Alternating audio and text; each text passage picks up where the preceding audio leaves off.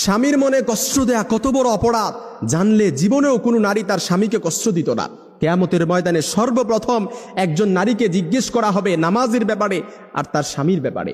এই কথাগুলো আমার মা বোনদের কাছে পৌঁছায় দিবেন, যে যেইভাবে পারেন আমার মা বোনদের কাছে শেয়ার করবেন।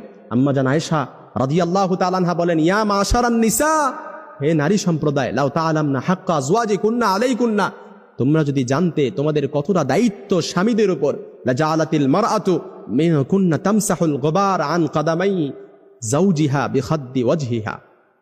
কোন নারী যদি তার স্বামীর গুরুত্ব বুঝতে পারত, তার স্বামীর গুরুত্ব জানতে পারত, তাহলে নিজেদের গাল দিয়ে তার স্বামীর পায়ের ধুলা মুছে দিত।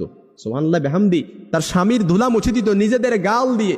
এজন্য আমার বোনেরা বুঝে না, অনেক সময় স্বামীকে কষ্ট দিয়ে ফেলে। অনেকে মনে করে যে বর্তমান সময়ে সবচাইতে বেশি নারী নির্যাতন হয়, কিন্তু তারা জানে না, তারা গড় সংখ্যা দেখে না। বর্তমান সময়ে সবচাইতে যে তালাকের বিচ্ছেদের ঘটনা ঘটে, এটা হচ্ছে স্ত্রীর দ্বারা স্বামীকে ডিভোর্স দেয়, খোলা তালাক দিয়ে দেয়। স্ত্রীর দ্বারা সবচাইতে বেশি বর্তমান সংসারগুলো বিচ্ছেদ হচ্ছে।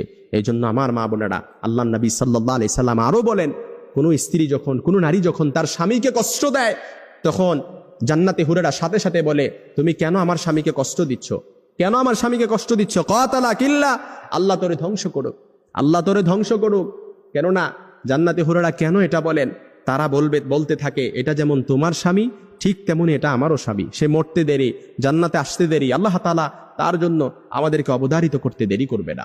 এই জন্য যারা স্বামী পাইছেন, আপনি একটা জান্নাতের টুকরা, হীরার টুকরা পাইছেন, এটার কদর করেন। কারণ আপনার জান্নাত আপনার স্বামীর পায়ের নিচে, আপনার জান্নাত আপনার ঘরে। স্বামী যদি সন্তুষ্ট থাকে আপনি জান্নাতে যেতে পারবেন, আর স্বামী অসন্তুষ্ট আপনি কখনো জান্নাতে যেতে পারবেন না। সব আমল ইবাদত সবকিছু আপনার প্রশ্নবিদ্ধ হয়ে যাবে।